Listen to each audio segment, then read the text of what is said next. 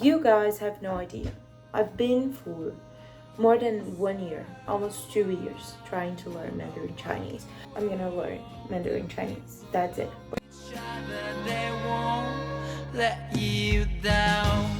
Hi, my name is Elena, and today I'm here to talk about my learning Mandarin Chinese journey. Really frustrating, interesting, amazing, fun. I cannot give up because I'm completely in love with the language, and even if it takes some time, I'm completely in love. I cannot stop studying Chinese. Let me tell you, I was studying Korean because I'm really good in Korean because I've been watching dramas for so long, 7 years. Anyway, it's a long time. It's a long time. I understand a lot of basic conversations that people have in dramas because I'm so used to listen to the language.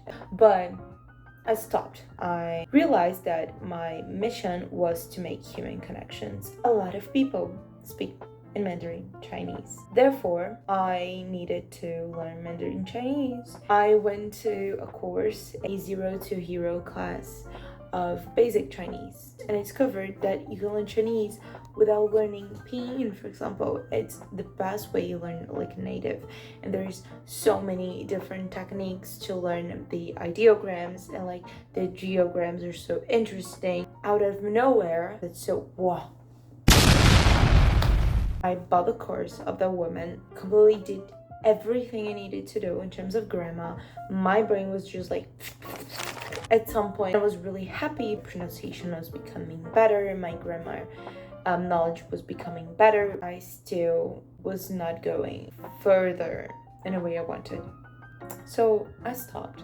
When it was an activity that I could do at my pace, I did it without no problem in 20 minutes, half an hour, 1 hour, and then I stopped.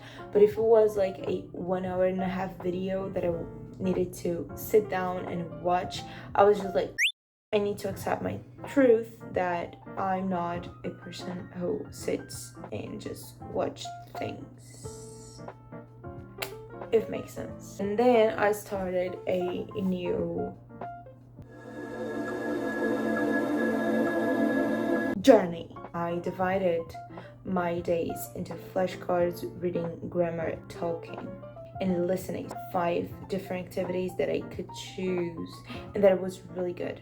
That was really good. But then I started to realize that if I wanted to work with flashcards and spaced repetition, I should revise every day, and then it started to compile all the knowledge. And if I didn't do it in 3 days, I already had so many things to revise that it was not manageable. And I stopped because I felt like I'm not being perfect at it, so I'm not gonna do it, because what's the point of doing something if you don't do in the best way, in the most effective way? So I just didn't do it, which is dumb. I wasn't getting fun from the process. I was just treating language learning not as a hobby anymore, but something I need to be serious about. Learning language is a hobby for me. If it's the best thing you can do, then do it, because it's better than nothing. But I didn't think like that, which is really sad. Then I learned a lot about comprehensible input, and that changed the way I see the language learning process. That's honestly the best study ever out there. I brainwashed myself with Stephen Krashen's ideas. Stephen Krashen always affirms you need to have fun in what you're doing. You're not gonna achieve your fluency, you're not gonna acquire language as well if you're not having fun. And I was like, okay, that makes a lot of sense. It's honestly, yeah. The final thing is that I started to consume a lot of comprehensible input, and I started to be so confident in understanding people, what they were saying, what they meant. I quite enjoyed everything. I was listening to podcasts that I liked, and it had interesting topics for me. Out of nowhere, I could understand so many things, so many contexts, not words. I'm working on it, being able to read and enjoy reading in Chinese, because honestly, I don't know a lot of characters. I basically end up a fish out of the water. In Portuguese is you are not on your natural habitat. which means that you're feeling really uncomfortable and it's not a good feeling. Trying to read in Chinese, I don't know the things. I know that I need to learn. It's something that I need to acquire, but I'm too focused on the fact that I still don't know it. It hurts my ego not reading, not for now. But it's okay because I'm still having fun with comprehensible input in terms of like listening. It's still great for now. I need to work on it. But anyway, I was having a lot of comprehensible input in terms of podcast, but then I just didn't want to, and now I have this playlist that I'm finishing, and the problem is that playlist that I wanted to finish to the end of 2023. And I was like, I would not have time to do it. And I stopped because I wasn't doing it every day. When it comes to habits that I need to enjoy and I don't do them, but they are not like really something that I need to do, it's just something that I need to incorporate and have fun. When those appears, my agenda doesn't help that much. Maybe it helps me on my serious tasks, but doesn't on my fun ones because it's not fun anymore when I have to do it so thoroughly. I'm finishing the playlist of comprehensible input that I want to practice a lot of comprehensible input. I want to make it fun. I want to make it like a hobby. That's my plan.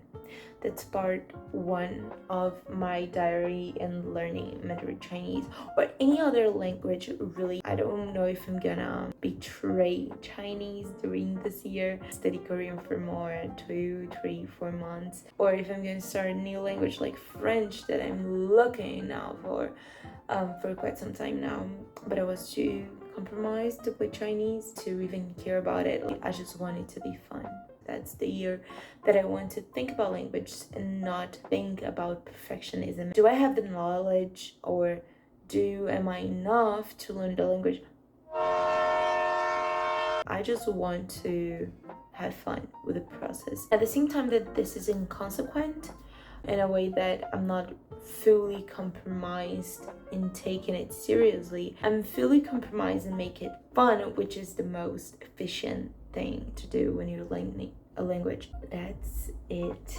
I speak Portuguese, Spanish, English, and I am learning a little bit of Mandarin Chinese. I also speak a little bit of Korean. Main goal is becoming a hyper polyglot, basically. And I hate the fact that all those language gurus that are on YouTube, or they are like super good, or they are like just people that pretend to be polyglots, but they actually just read things out of the screen, and you just don't know if they speak the language or not, if you can trust them or not. It's not fun. You still have to have time to listen to all of them and to choose who are you gonna trust. It can still not work. I hate that. Instead of just telling you what you should do, I can just suggest things that you can possibly do to make it more fun and more efficient. Share a little bit of my experiences, because my learning with Asian languages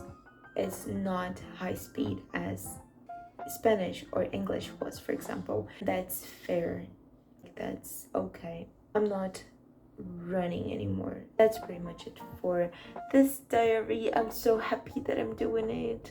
I finally got the courage to just record. Have a great time learning languages. Oh, don't forget to share this video if you feel that your friend needs it, or to like or to comment other videos that you would want. I'm super open to suggestions. Thank you. Bye.